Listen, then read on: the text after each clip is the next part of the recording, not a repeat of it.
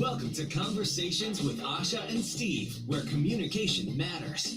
Join us as we discuss effective ways to communicate, bridge the gaps, and build long-lasting relationships within your business and life. Here are your hosts, Asha Prasad and Steve Harper.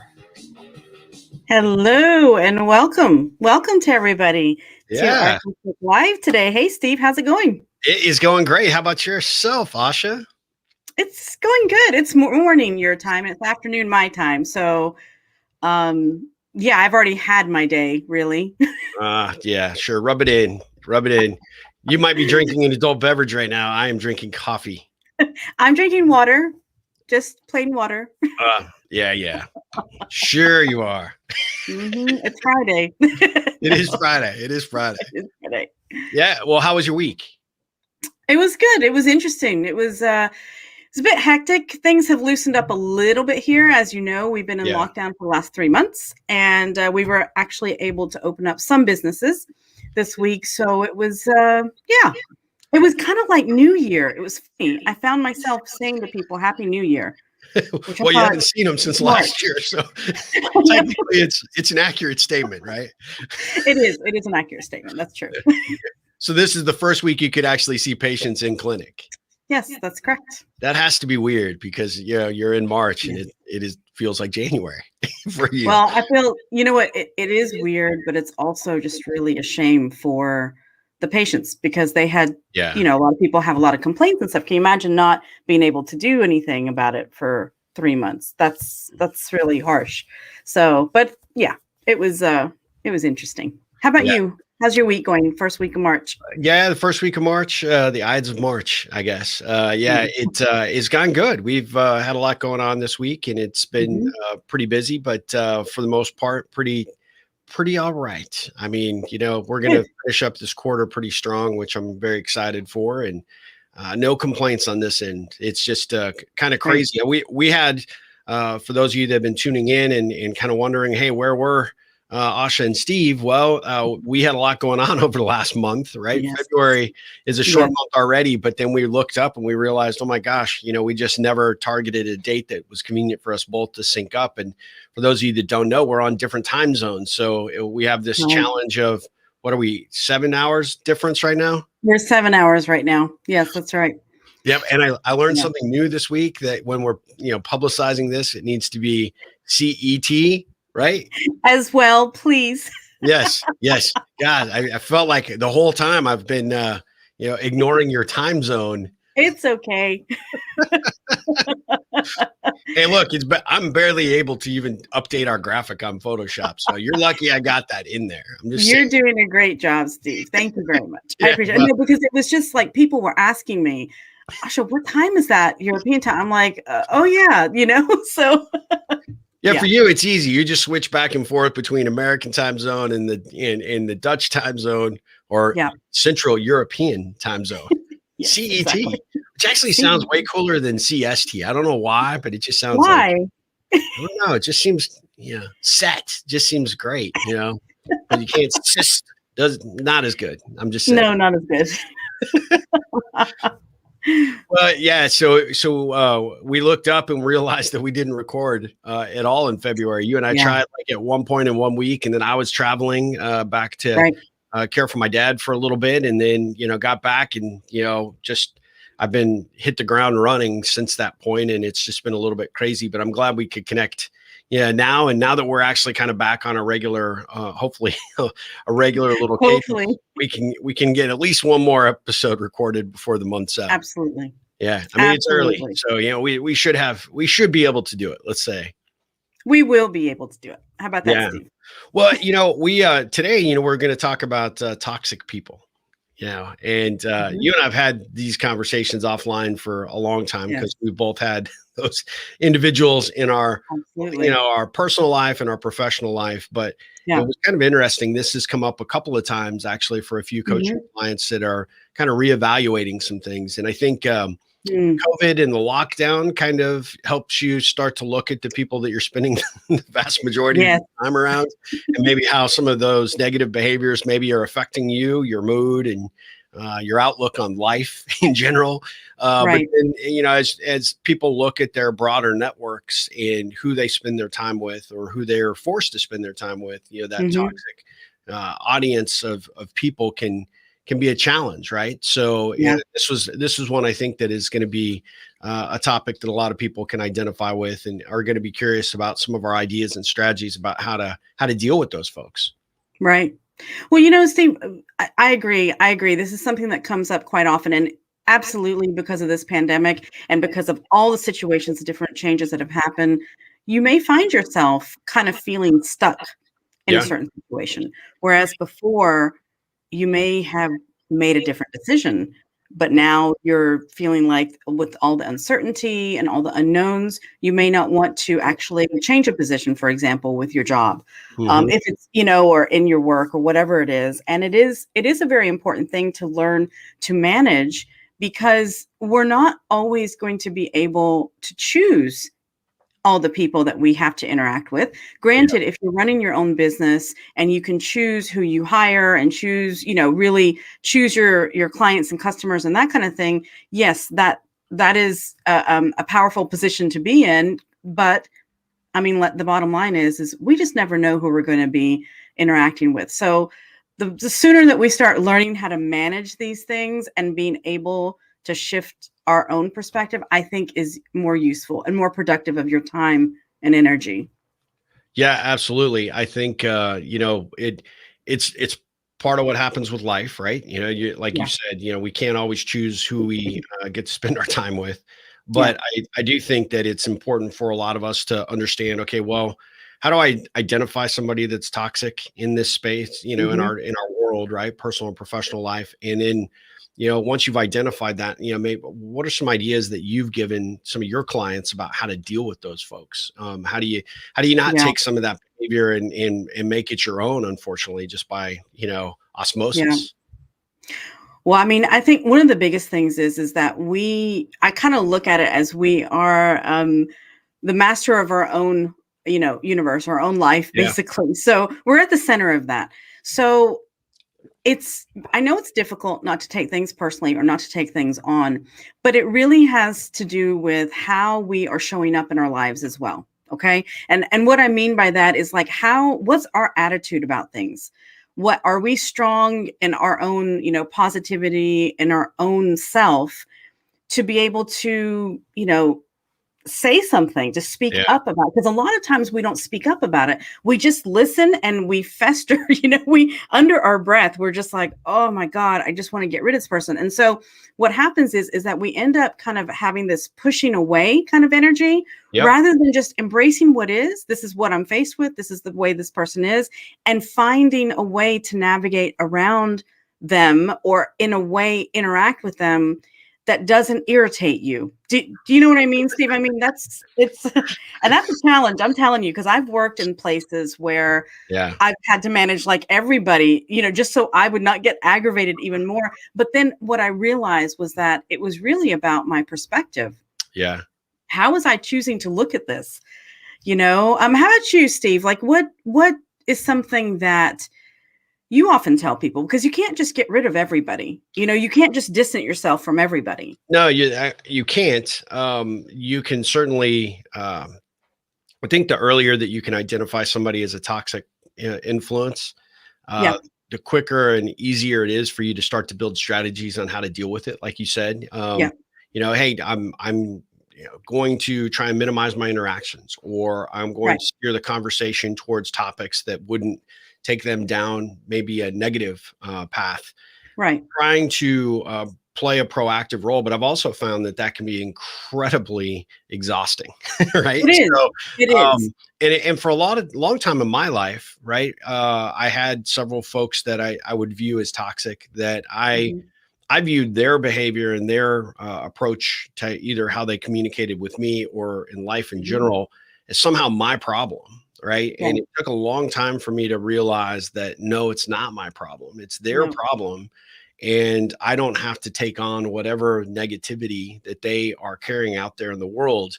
And I know that's easier said than done, especially if Yeah. you happen to be in close quarters with them, like in a corporate environment or a group that you may be working in, and in that person, you just can't hide from it. It becomes a bigger and bigger challenge. But I think one of the keys is identifying it early and then starting to ask yourself, how can I take proactive steps to minimize my interactions with that person, or to prevent their negative behavior, their toxic behavior from impacting my day or my attitude or my approach, right?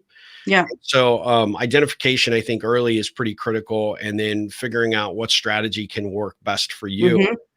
But I also tell people that, sometimes toxic behavior is a form of bullying, and they have low self-esteem and want to take it out on other people. They want to, there's either jealousy at work, or there's some sort of hidden issue that it's not your job or responsibility necessarily to get to the root cause of it. However, a lot of times what I find is, just like within bullying in school, if you stand up to the bully and you sort of shine the light on what is happening and what their behavior is, and you bring it public, saying, look, the way you're handling this, or the way you're acting, or how you are going about, spreading this toxic behavior, it's not acceptable. And maybe you're not aware that you're doing this, but you need to be aware that you are, and how you're affecting me and your coworkers or your family or whatever the case might be.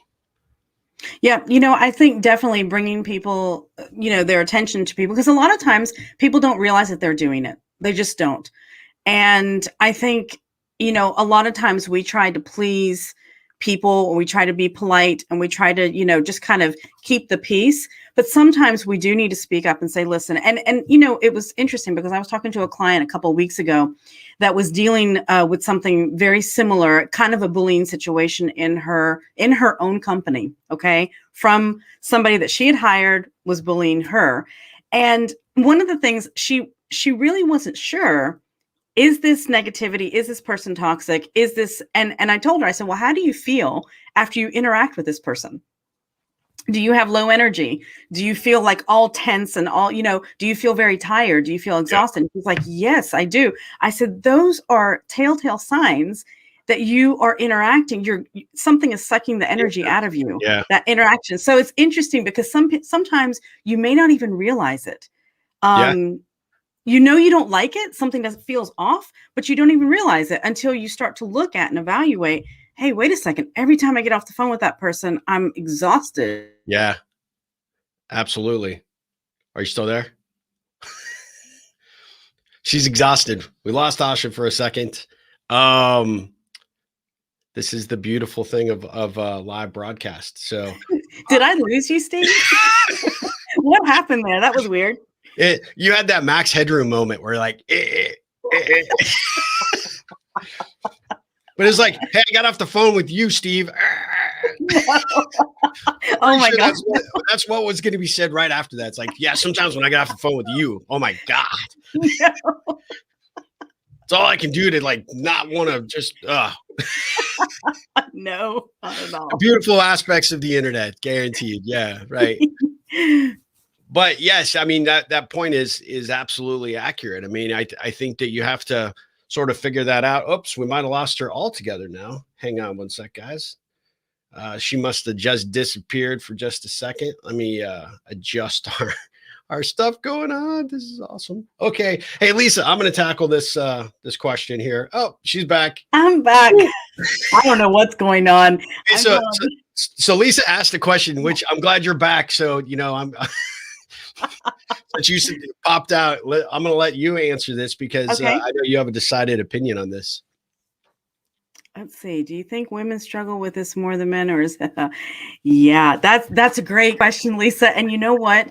I would say now, Steve, you got to speak up for the men, because I don't know, obviously, but from a woman's standpoint, I would say yes, in some ways, yes. And the only reason why I say that is that women, generally speaking, we have a tendency to want to keep the peace and to please everybody.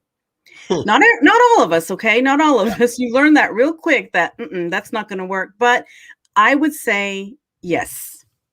Really? I mean, I think it is a real. I think it's a really good question. Like Candace just said, I do think in most of my coaching clients, I coach a lot of women, and it does seem that they have a bigger challenge in that regard. Right. Although I would say men tend to hold the resentment and the promise of revenge for the toxic behavior Yes. a little more. I don't know if that's the machismo in us or what, but I mean, it's like, hey, look, whatever, you treated me poorly, and I'm going to ignore it now, but I will get you later. But I will get it.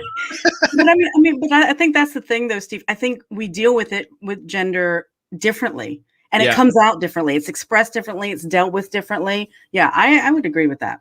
Well, like Candace says, you generally hear more about it from women because they are, I think, to a certain degree, women are a lot more in touch with the feelings and in the broader strokes of what certain events do to affect mood and behavior. And you're a little bit more forthcoming about, hey, that was something that I didn't like. It was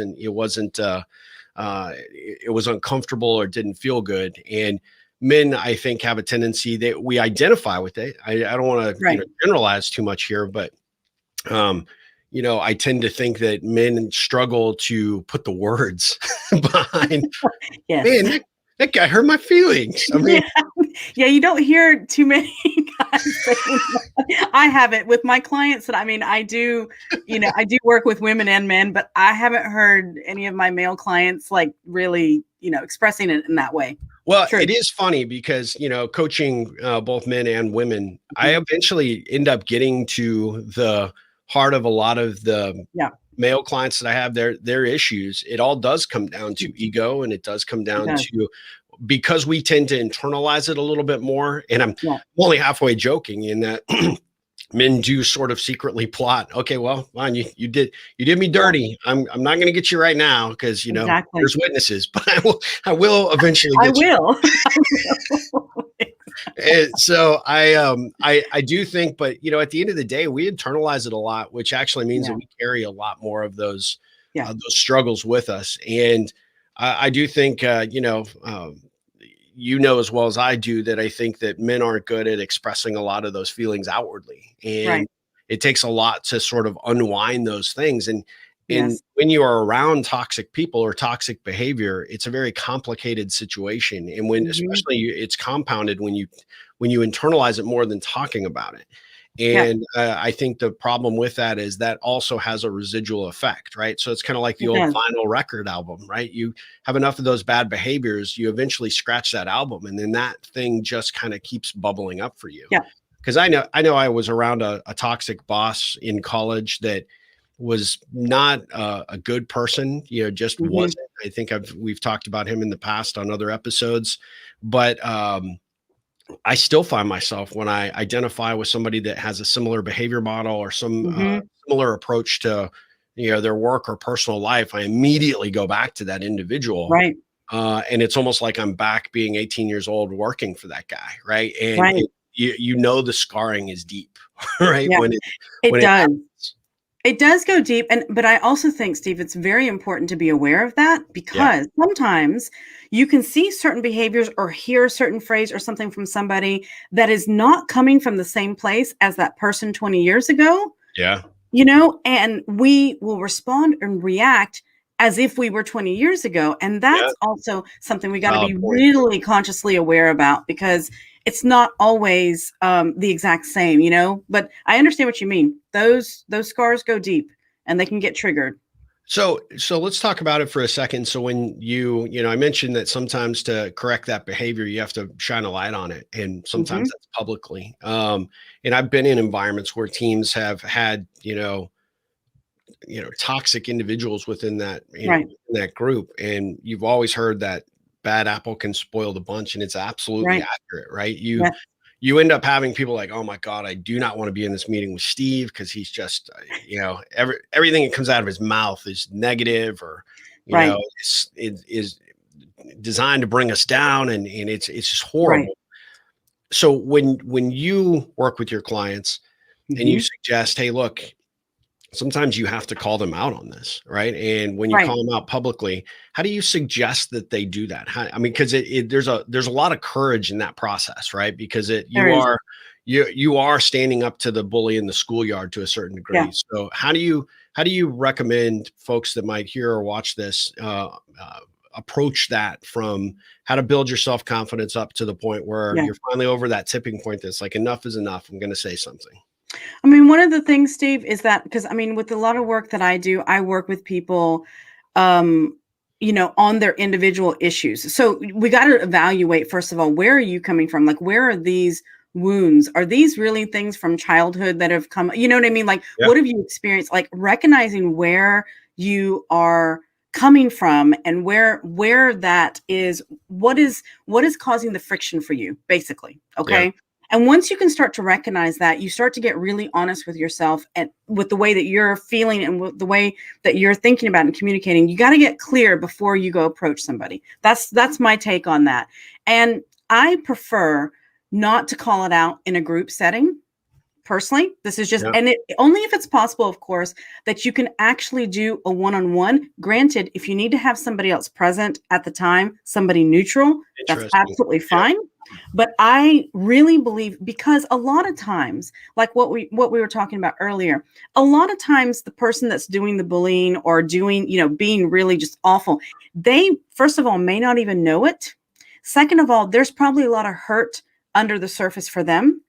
Yeah. And sometimes I feel like whenever you shame them, which you're not doing, but it may come across to them as shaming, it's going to make it that much worse. It's going to solidify and probably trigger that person in a totally different way than if you get a chance to talk one-on-one with somebody. Yeah. No, I mean, that's a good point. And I certainly wouldn't recommend you just put them on blast. Although you may get to that point. I've been there. Yes, I've been around for some of those too. But it actually, it's kind of funny though. I think that, just covering this for a second, and then I want to go to Candace's question, because I think it's a great one on how to deal with family, because you're stuck. Kind of going through something similar myself right now, as a matter of fact. But at the end of the day, the interesting thing about the group dynamic versus the one-on-one that I think is that I think the one-on-one, your advice is super sound, right? Because I think that you want to go forward and have that conversation with that person as an individual first. Give them the shot to, potentially redeem themselves or identify that they may have been doing behavior that they didn't even realize was coming across as toxic, right? And you bringing the perspective of, hey, look, I'm just coming to you from my perspective. I'm not coming to you from the group's perspective, can be super powerful. But when those things tend to fail, you generally have to find a quorum within a group, right? Whether it's your team or the dynamic that you have in the, whatever organization it might be. And ultimately say, look, at the end of the day, what you've just done or how you've just handled yourself or what you've just said, not appropriate. And at that point, it's like, I've talked to you about this in the past and we've had these conversations. So, this is nothing new, but this is an example you just did right here in this team meeting is an example that you're bringing everybody down, or you're causing conflict for no apparent reason, or there's something at work here that I, as an individual, can no longer ignore. And I think the team in general will agree with me. And then you generally will find that, as a matter of fact, Bob, you are you're always like this. And I hate coming to these meetings, or I hate, doing this. And it's like, nobody's here to, kind of add, more toxicity to the situation. But sometimes you have to get that, support in numbers in order to actually affect change. Because I think a lot of times people will say like, oh, well, that's just Asha. She's super sensitive. She just doesn't understand. I'm a hard charger. I'm a type A personality. We toxic people that I have worked with and I have coached actually several, they liken that out. They look at that as it's something, as a really strong skill set that they've adapted, because that's what, they think needs to happen in order to get people motivated or inspired or to make change happen in the world. And they don't recognize that, sure, that can be one approach, but how many people are lining up behind you to actually help you do whatever it is that you want to do? Exactly. But a lot of times they view that as a not a flaw, but actually a value of some sort. How would you, what about Candace's question about how to deal with family members? I have so much experience with this. It's, I'm sorry. I just do. It's challenging. I mean, I think because we've been talking up until now mainly about in our professional lives, right? When it comes to our personal lives, it's a little bit trickier. It can be trickier. And sensitive. And especially with family. I mean, it's again one of those things. You can take two approaches. You can either sit down and have a conversation if you feel this is the way I've approached certain things and this is the way I've learned over the years. If you feel like you really want to salvage the relationship, meaning you want to be in contact with that person on a regular basis, or you have to be in contact with that person on a regular basis, whatever the circumstances are, then I suggest that you really, sit down and talk things out. Probably with somebody else present if it's appropriate. And if not, with family, try to have a one-on-one and just say, listen, we need to get to the bottom of this. If you need to be working with this person in some fashion, it's a good idea to sit down with them. Now, if you don't need to be, and you don't need to be in contact with them, or if it feels so bad to be in contact with them, then distance yourself. And I mean, and I know it's hard. Sometimes you feel so guilty not returning that message or not returning that phone call. But if the phone call ends up in an argument every single time, or ends up with you feeling like crap by the time you hang up the phone every single time, you got to ask yourself, is this worth it to me? Is this worth my time and energy? And unfortunately, some relationships, especially with family and friends, you just got to walk away. I mean, and it's not that you don't love them anymore. You can love them from a distance. You can really love them from a distance and not be in contact. I have learned how to do that. So that is something. Yeah. How about you, Steve? How do you deal with that with family? Well, it's interesting. I had a good friend tell me one time, you can pick your nose, you can pick your friends, but you can't pick your family, right? So some folks you're stuck with, unfortunately. But I do think that the problem with family, especially if it's like with a sibling or a parent, someone close to your core unit, there tends to be no rules. You go from a 1 to a 10, like, and it doesn't matter whether you're, 50 years old or whether you're 10, right? Those boundaries never sort of get built that you would have out there in the normal world. Like it would take a long time for you to get super irritated and upset and to, probably say something to someone that might be a professional colleague, right? You kind of excuse it away because the social dynamic of the world is sort of kind of guiding and directing us relative to the rules we play by. But with family, there are no rules. I mean, it can go to straight MMA, right? Like right out of the gate. And I think one of the things that I think is probably the thing that I've tried to identify with myself, and we've had several struggles in our family, throughout, my entire life, right? Is that I like your analogy that you can love them from a distance, but you may not be able to love them like in person or face to face. And there are going to be certain circumstances, life events, weddings, anniversaries, etc., that you may have to see some of these people. And there may be that tendency for you to automatically default to that behavior that, oh my God, I can't stand this person. I don't want to spend any time with them. I have actually found that, and just like within my corporate work, right? When you kind of face it come in with your expectations, not the expectations that were built upon past experiences or past interactions, but your commitment to try and do things a little differently with each interaction, they start to be negative. They start to, rail on something that, is just a trigger for you. You change the topic, change the conversation, and say, what? I really don't have time for this conversation right now, and try and take as much of that power away from them as they can, because at the end of the day, their toxicity is only allowed to occur and affect you if you're around and, allowing it to occur. And I know that's easier said than done, but sometimes removing yourself from a situation. I was at a family event many, many years ago and around an individual that I don't particularly get along with.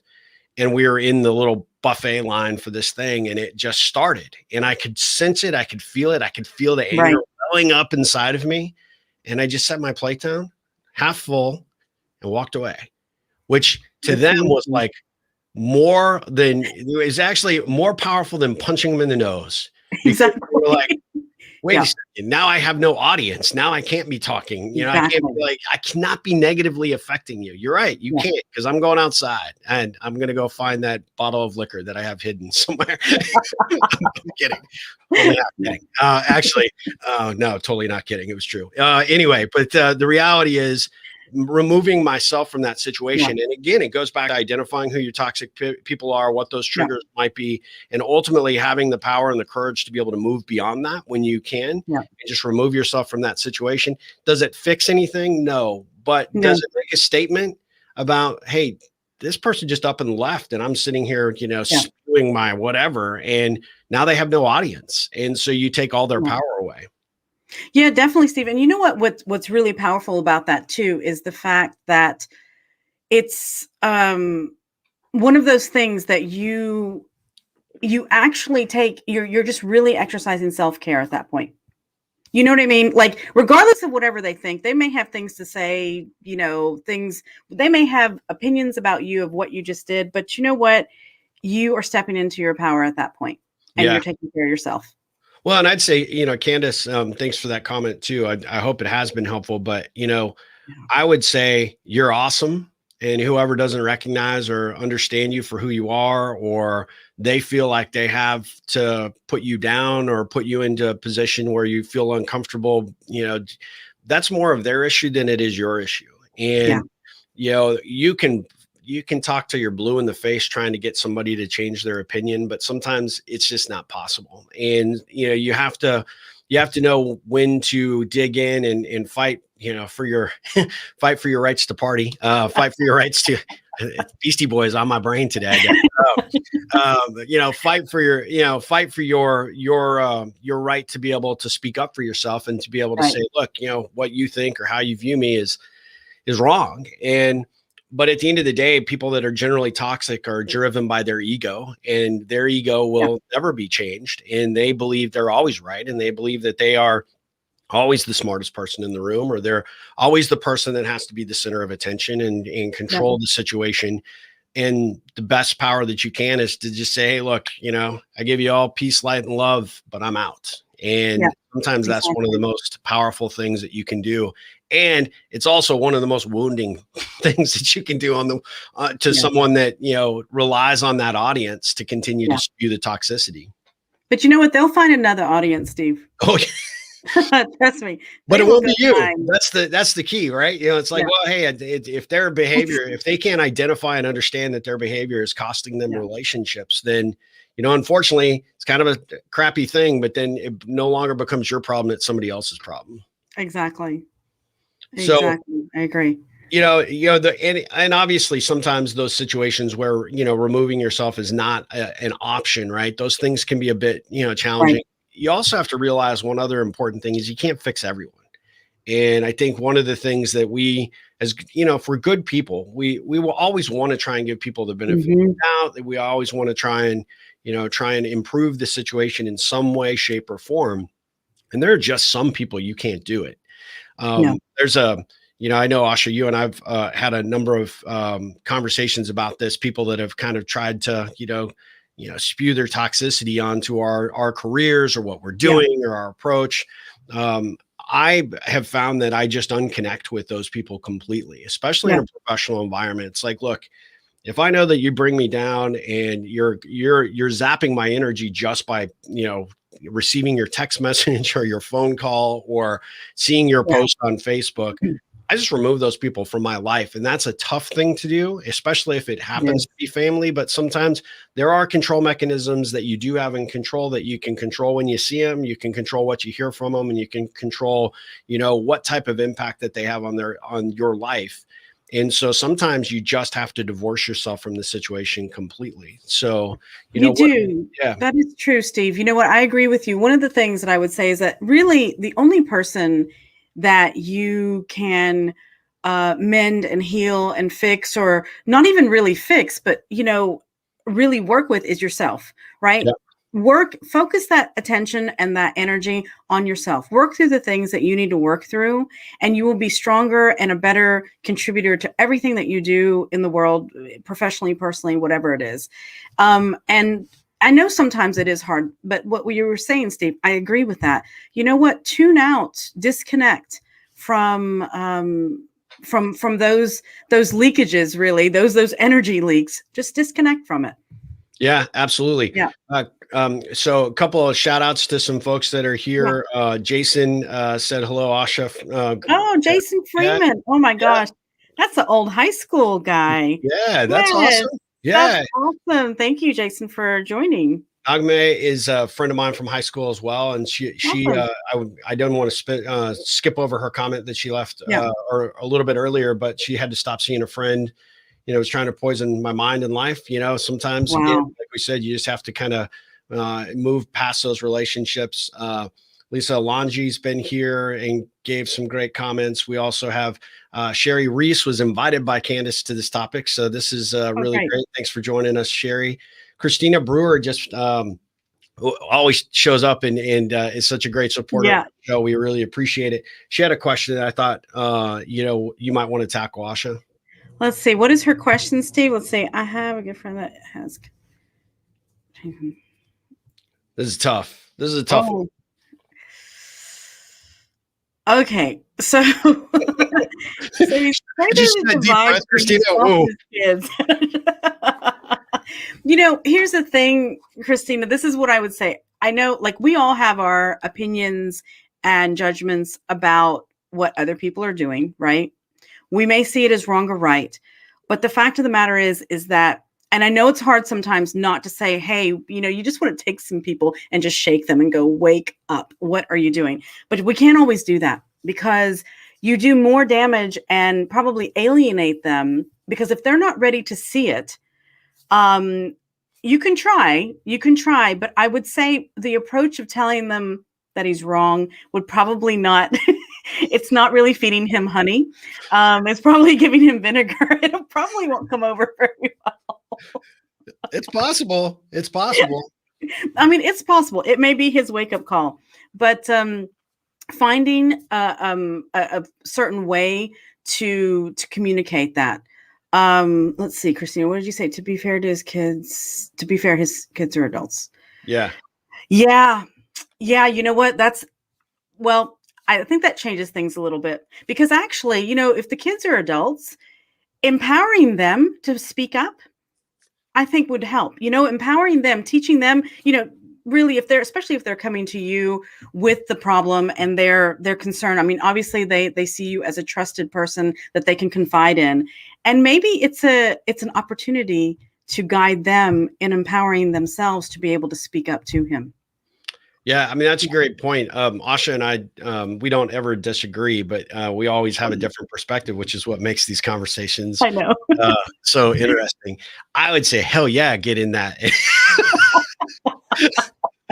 Well, I would say that in a couple of ways, right? Yeah. How good a friend do you want to be to this person, and how involved do you want to be? Because the minute you do assert yourself, you are in it. And unfortunately, sometimes you have to be in it to win it, right? And the big thing, I think, with this situation is, recognizing the friendship you have with this individual, how strong and how good that is, how prior feedback has been received by them in other areas that maybe you guys have had some counterpoints to, and how open he was to your input and feedback, and whether he took action on it previously, or if you brought him around to, maybe the right direction, how long that took. When you get into the family dynamic, it can be really super hard, because everybody, like, Asha mentioned, has an opinion on these things. And sometimes people assert that opinion when people aren't looking for it. And so you have to kind of know the dynamics of your relationship with your friend first to say, hey, are we battle tested here? And if we are, then you kind of still have to proceed with caution. And the way that I would proceed with caution is, hey, friend, you and I have had many conversations, many challenges the entire time that we've known each other, but we always end up on the right side of a topic or an issue or a problem. Right. And I don't know that you see things that I think you should see. but the relationship with your kids is suffering because of a certain type of behavior or a certain approach that you're taking with them.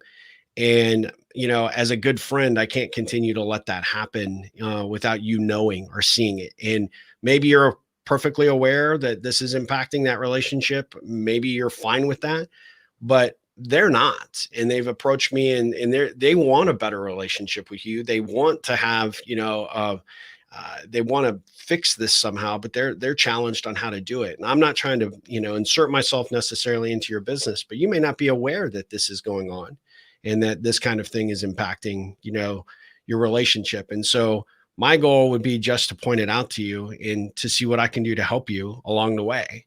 And I know that sounds, easier said than done, but it could be more powerful because like Asha mentioned earlier, sometimes people don't realize their behavior is actually working against them. Right. And so sometimes when you shine that light and say, you alienate your son by, every time he tells you something positive, you're like, yeah, but that last thing he didn't do so good. Or, you've got this negative response or like, yeah, that's no big deal. I did that by the time I was 20. The parent dynamic is weird anyway, just because I'm pretty sure we would all be perfect if it wasn't for how screwed up our parents made us for the most part, but maybe that's just me. I don't know. But at the end of the day, a lot of times, parents don't realize that they're still treating that kid like a teenager or a young person as opposed to an adult. And that dynamic can forever impact that relationship they have with them. And so you can assert yourself by understanding, how your dynamic is with your friend, how confident you are in that, and then ultimately treading lightly, but still being assertive and trying to help improve the relationship between them. I don't know if that helps in any way, but that's my take. And Sherry Reese said she's happy to be here. Happy to be here to learn. Great topic. Okay. Yeah. Thank you for joining us. We can talk for days on toxic people, can't we? Could we not? I mean, yes, we could. So, Asha, as we look to wind this down, right? But is there any specific situation without using names? Because we don't have any insurance on this podcast show. Just so if we get sued, we don't want to do that. But is there any particular situation that you can think of in recent history where you've realized, oh my God, this person is a toxic individual and I've got to do something about it, whether it was a personal relationship, maybe somebody you hired, somebody you've worked with, maybe even a coaching client that you've been with? Yeah, actually, you know what? I can think of a couple as you asked that, a couple of different scenarios in all those, not a couple. Hey, we're only an hour show. We don't. No, but you know what? Actually, you know what? I had a friendship that I decided to distance myself from because I was in a bad place. Looking back on it, okay, for myself, that friendship was actually feeding my negative side too much. And so, although, for myself, it's kind of like I strive to work with my own things and stay positive as I can and stay upbeat and don't let things get to me that much. And at that particular time when I met this person and became friends with this person, they were not in that place. They really fed off of any kind of things, all the things that were not going well for me. And so I realized that was not good and not healthy. And so I distanced myself from it. For me, what it was that I realized that as I was starting to get myself out of this kind of low point, they didn't like it so much. And they wanted to keep me there. And I'm like, oh, no, wait a second. This is not what's going to happen. So, and it was hard. It was hard in the sense of there were hurt feelings, lots of not understanding, well, why is it that you don't want to be friends anymore? And I'm just like, I really wish you well. But our paths are just going in two different directions, and that's okay. But yeah, that's the most recent thing that I can think of. That's tough, but that took a lot of courage for you to recognize it, to do that. And it's not always easy, right? Because, especially in a friendship situation, you started off as friends but not every friendship is created equal, right? At that moment of time, the friendship came into your life. There was probably, filling a pretty nice need, but then I've always told my coaching clients, I mean, friends don't put other friends down. Friends don't relish in the defeats, and they don't try and diminish the victories. And those things really, that's not a friendship. And, I think a lot of times we get confused, especially with social dynamics the way they are now, because we're on Twitter. We automatically think we're friends, or Facebook. We feel like we're friends. No, we're acquaintances, and we're potential colleagues or whatever. But at the end of the day, friends actually like spending time together, and you're better for that time. Exactly. And when you are in a situation where people are taking anything away from you, or trying to push you into a particular box, or to keep you down, it's, again, their problem more so than it is yours. But it is a big problem that you still have to deal with, and you still have to separate yourself from in some capacities. And it can be challenging. I mean, similar to your situation, I had somebody that, to my face, always told me everything, positive, upbeat. And then I found out that, he really viewed me as a competitor. He's another speaker, trainer kind of individual. And actually just, like, bashed my stuff, to people that, thought enough of me to say, hey, look, I don't really think that this guy is the friend you think he is. And it really concerned me. Right. And I really thought long and hard about whether I wanted to address it. And then I really go back to what I said just earlier was I said, hey, I've called him a friend. I've told other people we're friends, but was he really a friend? And then you really start looking at, I've probably seen the guy a dozen times over the course of 5-10 years, right?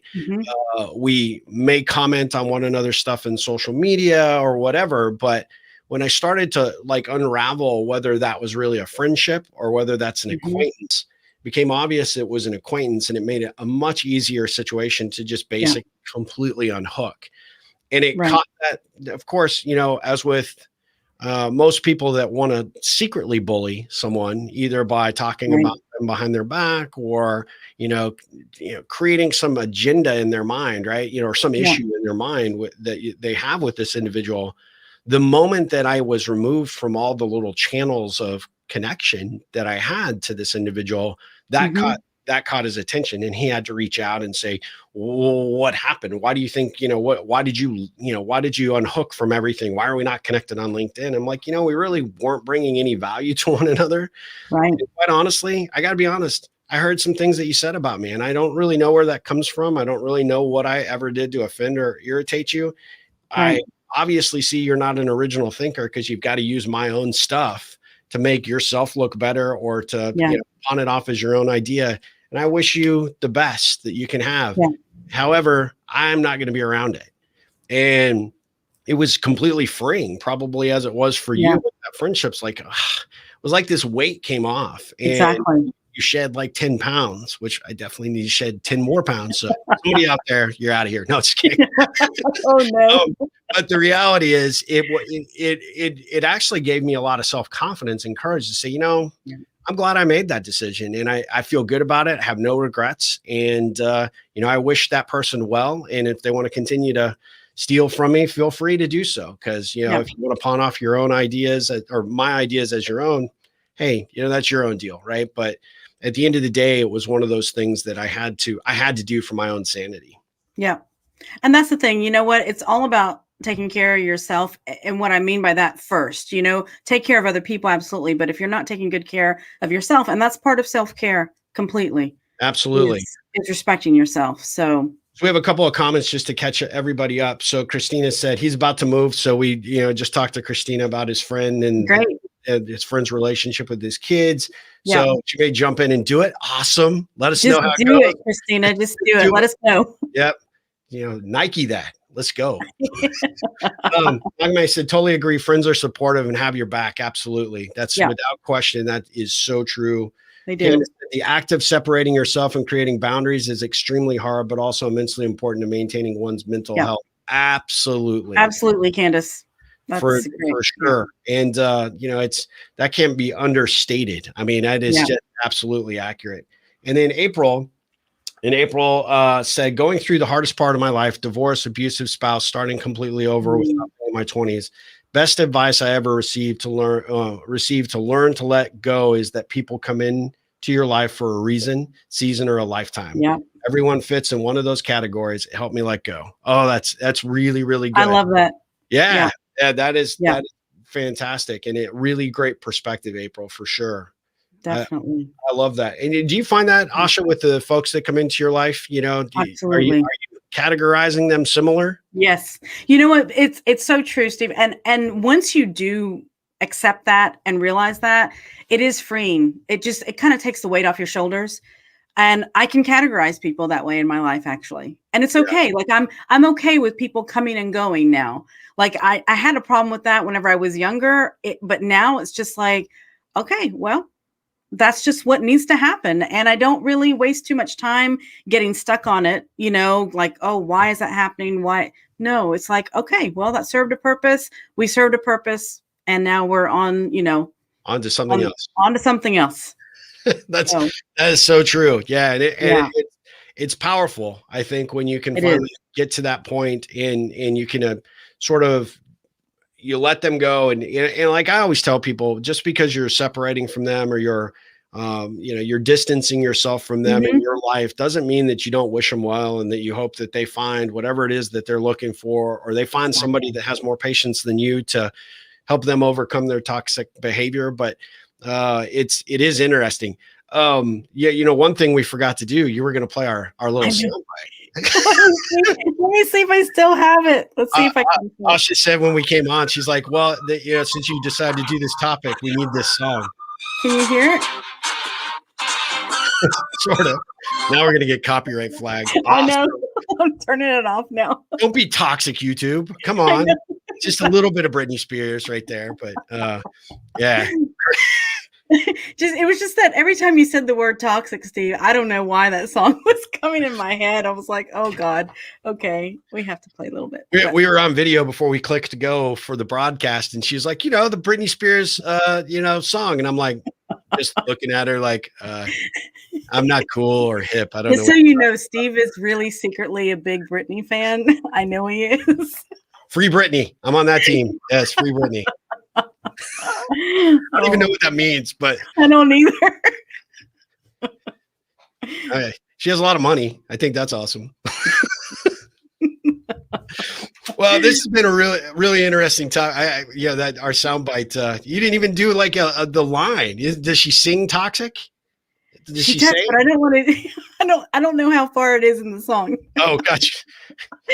So clearly, Asha is just a surface Britney fan. I am. Tell you it's 37 seconds into the song. Exactly. Well, as we wrap this up, we appreciate everybody joining us today. We certainly appreciate it. So if you found this online, you're on YouTube, you're on Periscope, via Twitter, you're on Facebook. For some reason, we only see our Facebook. We're only on Facebook comments. So if you made comments in other areas, we will definitely go back and review them, but it doesn't feed to our stream. Not sure why, but we certainly appreciate that. He knows, she does. Yes, Brewer, I do. I'm telling you, I'm awesome that way. We really appreciate everybody tuning in. Asha, tell everybody how they can find you and learn about the work that you're doing. Yeah. So easiest way is to go to my website, theprasadmethod.com, and then you can find me on all social media at The Prasad Method.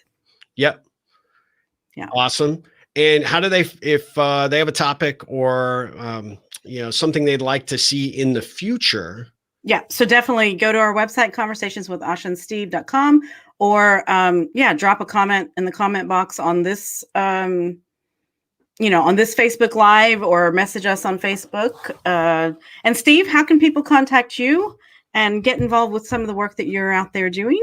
I will tell you. Jennifer actually just said, you guys are awesome. Thank you for this topic. It came in on a weird chat. I don't know where it came from, but thanks for that, Jennifer. Thanks, Jennifer. Yeah. I know Asha's awesome. I'm just a sidekick. Even more awesome. Yeah, right.